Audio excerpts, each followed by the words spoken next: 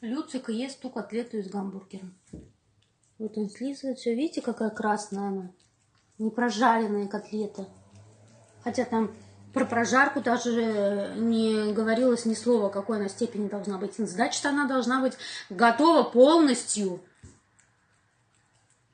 Они ее, наверное, до конца не разморозили даже.